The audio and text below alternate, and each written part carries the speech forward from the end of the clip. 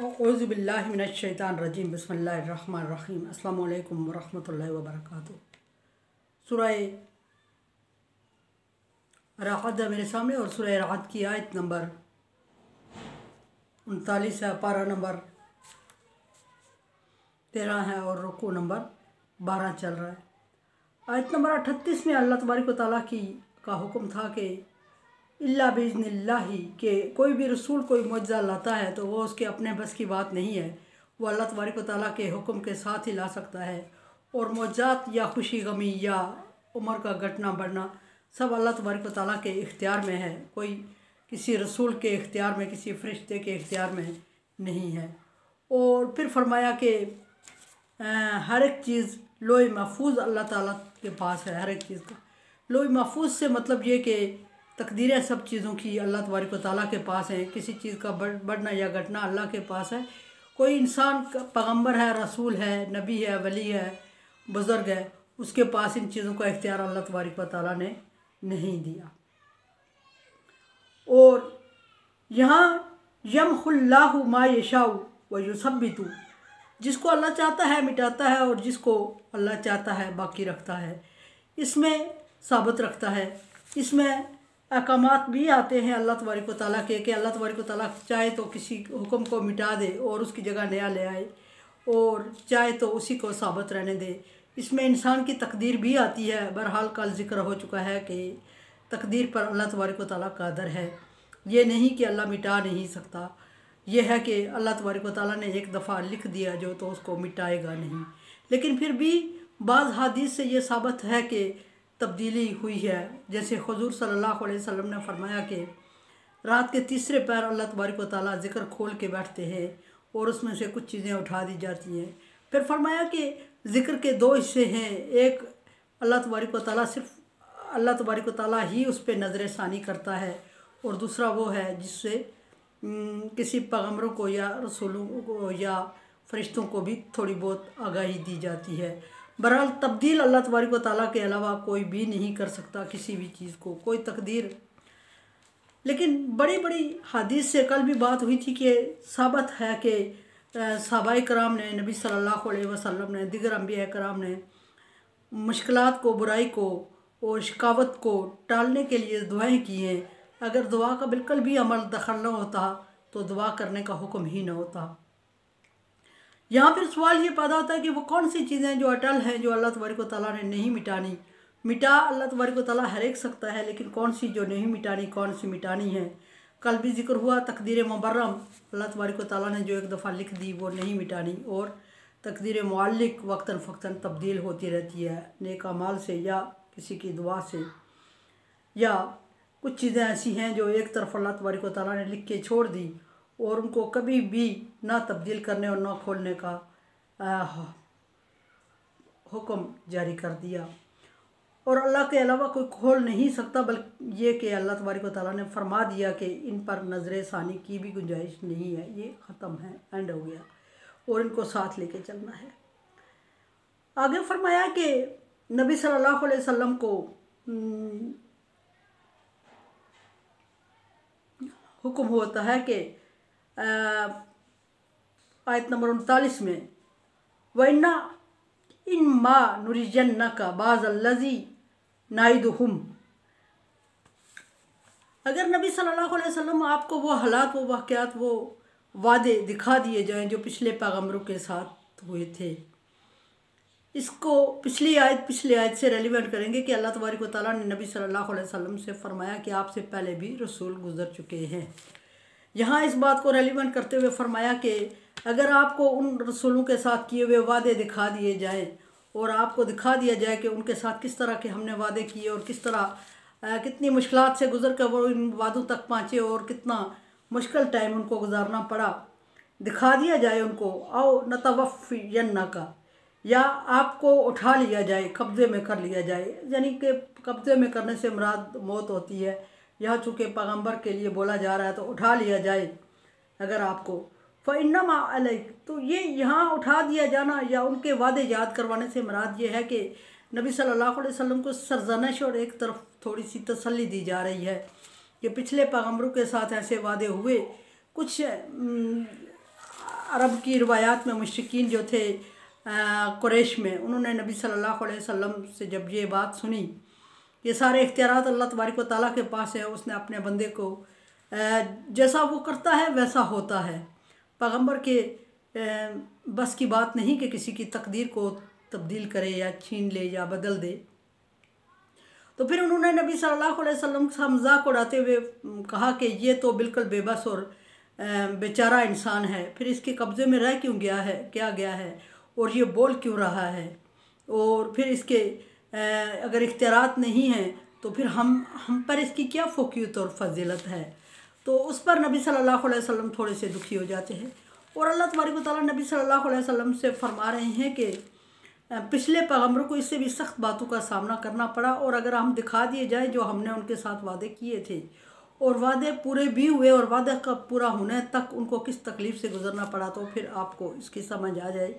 और फिर फरमाया कि इन्नमा अलैका, हम आपको उठा लें। अल्लाह तबारक व तआला नबी सल्लल्लाहु अलैहि वसल्लम को फरमा रहे हैं कि अगर आपको दुनिया से उठा लिया जाए तो क्या आपके बस में है कि आप दुनिया में 1 मिनट और गुजार सकें? ऐसा नहीं है, बल्कि तो नबी भी अल्लाह तबारक व तआला के सामने बेबस और मजबूर है। फिर जब कुफ़ार ने ऐसे तंज किए तो अल्लाह तबारक व तआला ने वज़ाहत करते हुए फरमाया कि सारी चीज़ों का इख्तियार अल्लाह तबारक व तआला के पास है, और अल्लाह तबारक व तआला अपने पसंदीदा बंदों को तफ़वीज़ करते हैं कुछ थोड़ी बहुत इख्तियारात, लेकिन आवाम को या मुस्लिम को, ईमान वालों को भरोसा हर सूरत में अल्लाह तबारक व तआला पर ही करना होता है। हाँ, दुआ की कबूलियत, नेक लोगों की दुआ ज़िंदा होते हुए जब वो मांगते हैं तो वो कबूलियत, शर्फ़ कबूलियत हासिल करती है। वक्तन फ़क्तन दुआ मंगवानी चाहिए, मांगनी चाहिए, और मायूस भी नहीं होना चाहिए कि दुआ मांग के क्या करना है जब अल्लाह तबारक व तआला ने तकदीर लिख दी है। अगर अल्लाह तबारक व तआला टालेंगे नहीं तो कुछ वो अल्लाह के दरमियान राज है कि वो दुआ को किस तरह कबूल करेगा। एक हदीस ये भी है कि दुआ की कबूलियत की 3 सूरतें होती हैं, या बंदे को वो चीज़ एज़ इट इज़ मिल जाती है जो मांग रहा होता है, या फिर तो उस वक्त बंदा खुश हो जाता है कि उसकी दुआ कबूल हो गई है, या फिर कुछ अरसे तक डिले कर दी जाती है, टाल दी जाती है और मुकर्रर वक्त उसका नहीं होता। इंसान के दिल में उसकी चीज़ की ख्वाहिश तो रख दी जाती है, लेकिन उस चीज़ का इंसान के पास पहुँचने का अभी वक्त नहीं होता। सो उसको कुछ टाइम तक डिले कर दिया जाता है और इंसान समझता है कि उसकी दुआ कबूल नहीं हुई। या ये भी कि फरमाया कि आखिरी तीसरी सूरत ये है कि अल्लाह तबारक व तआला क़यामत के दिन इंसान की दुआओं को संभाल के रखेगा और रोज़े आखरत, यौम आखरत, उसको उनके बदले में अजर देगा, और उस वक्त इंसान चाहेगा कि काश कोई भी दुआ कबूल न हुई होती। दुआओं की वैल्यू अपनी जगह पर, तकदीर का टालना और रखना अपनी जगह पर, लोहे महफूज अपनी जगह पर जो मुकद्दर लिख दिए गए हैं।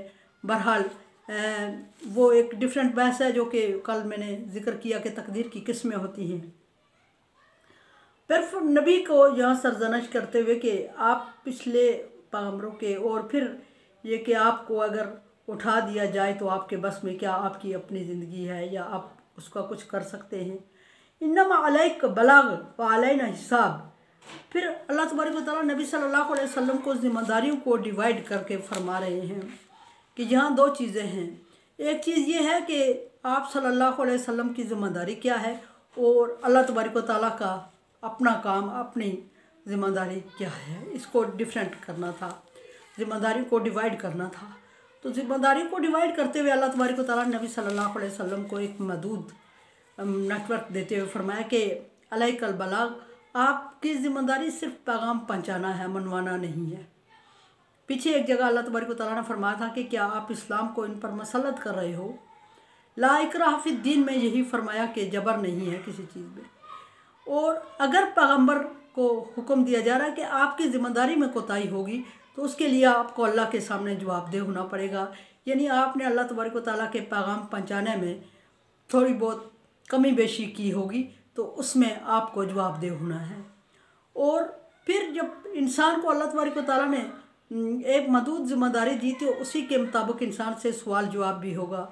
और नबियों को अगर पैगाम पहुँचाने की ज़िम्मेदारी दी, तबलीग की ज़िम्मेदारी दी, तो उनसे यही सवाल किया जाएगा कि आपने पैगाम पहुँचाया और किस तरीके से पहुँचाया। ये नबियों से सवाल नहीं किया जाएगा कि लोगों ने माना या नहीं माना, कितने लोगों ने माना, कितनों ने नहीं माना, कितने कबूल किया, कितनों ने नहीं किया, क्योंकि ये ज़िम्मेदारी अल्लाह तबारक व तआला ने अपने ज़िम्मे ले ली है। और फरमाया कि हमारे ऊपर हिसाब है, हर चीज़ का लाजम है कि हर चीज़ का हिसाब रखे और जवाब दे। इंसान को पैदा अल्लाह तबारक व तआला फरमाते हैं कि मैंने किया, इनको इनकी तकदीर मैंने बनाई, इनका रिज़्क मैंने डिसाइड किया, इनके अक़ीदों को मैंने डिसाइड किया। तो फिर ये कि किसी को दूसरे पर जबर करके अपनी तरफ मुतवज्जह करने की, कहीं भी दुनियावी हो या अखरवी हो, अक़ीदा हो या दुनिया हो, उसमें किसी सूरत में भी अल्लाह तबारक व तआला ने इजाज़त नहीं दी। और आप सल्लल्लाहु अलैहि वसल्लम को भी इससे मना फरमाते हुए अल्लाह तबारक व तआला ने फरमाया कि मैं हिसाब लूँगा और मैं हिसाब से दे रहा हूँ उनको। और आपको तसल्ली देते हुए आपका एक क्राइटेरिया मखसूस कर दिया कि आप सल्लल्लाहु अलैहि वसल्लम सिर्फ अल्लाह आप में मैसेज पहुँचा है, आप तक अल्लाह तबारक व तआला का मैसेज कन्वे किया जा रहा है। आपका स्टेटस है, नबी सल्लल्लाहु अलैहि वसल्लम का स्टेटस बताते हुए फरमाया कि यूहा इलैहि, कि नबी एक आम इंसान नहीं है और कि नबी आम इंसानों से आला और फ़ौक है, इसलिए कि नबी को अल्लाह तबारक व तआला ने पैगाम भेजा, पैगम्बर को अल्लाह तबारक व तआला ने पैगाम भेजा। बिलाशुबा पैगाम उसी को भेजा जाता है जो बाकियों से आला और अफजल होता है। तो नबी को आम इंसानों से कंपेयर नहीं किया जा सकता। अल्लाह तबारक व तआला ने पैगाम आप तक पहुँचाया और अल्लाह तबारक व तआला के सामने नबी सल्लल्लाहु अलैहि वसल्लम को बराबर या किसी तरह शरीक नहीं ठहराया जा सकता, क्योंकि अल्लाह तबारक व तआला के सामने नबी सल्लल्लाहु अलैहि वसल्लम की हैसियत कम है। इसलिए कि अल्लाह तबारक व तआला ने नबी सल्लल्लाहु अलैहि वसल्लम को पैगाम दिया, अगले तक पैगाम पहुँचाने के लिए मुंतखब किया, एक सीट दी, एक मखसूस मकाम दिया, लेकिन अपने साथ कंपेयर करने की किसी तरह भी इजाज़त नहीं दी। और अपनी ज़िम्मेदारियों में नबी को, किसी नबी को भी नहीं, सिर्फ नबी सल्लल्लाहु अलैहि वसल्लम को नहीं, किसी नबी को भी इस काबिल नहीं समझा और ना कोई ज़िम्मेदारी दी जो कि अल्लाह की ज़िम्मेदारी है, उसमें शेयर नहीं करवाया। सो इंसानों से मुस्लिम मोमिन जो भी इंसानियत है, जिस तक अल्लाह का पैगाम पहुँचा, उन तक बिलाशुबा अल्लाह तबारक व तआला ने इंसानी के हर एक फ़िरके तक अपना पैगाम पहुँचाया मुख्तलिफ़ तरीक़ों से। और जिन तक पैगाम पहुँचा उनको कबूल करने या ना करने का अल्लाह तबारक व तआला ने इख्तियार दिया। और कबूल करने या ना करने का इख्तियार देने के बाद हिसाब अल्लाह तबारक व तआला ने अपने पास रखा और हिसाब उसका लेगा। जिसने कबूल किया उसको अजर होगा, जिसने नहीं किया उसको ज़जर होगा, लेकिन वो अल्लाह तबारक व तआला की तरफ से होगा। इसमें किसी इंसान, नबी, वली, पैगम्बर को, किसी को अल्लाह तबारक व तआला ने इख्तियार नहीं दिया कि वो किसी से हिसाब ले या किसी को जबरन अपनी तरफ मुतवज्जह करे। ये अल्लाह तबारक व तआला ने फरमा के नबी सल्लल्लाहु अलैहि वसल्लम का एक स्टेटस जिक्र कर दिया, इंसानियत से फ़ाइक और अल्लाह से कम, एक दरमियाना स्टेटस है नबी सल्लल्लाहु अलैहि वसल्लम का, जो इंसानियत से बहुत अप है और अल्लाह तबारक व तआला के मुकाबले में कम है। मेरे चैनल को आप सब्सक्राइब कर रहे हैं, thank you so much. Like dislike कर दीजिए, दुआ की उम्मीद रखती हूँ। ला खौफुन अलैहिम वला हुम यहज़नून में कर दे अल्लाह ताला। अल्लाह हाफिज़।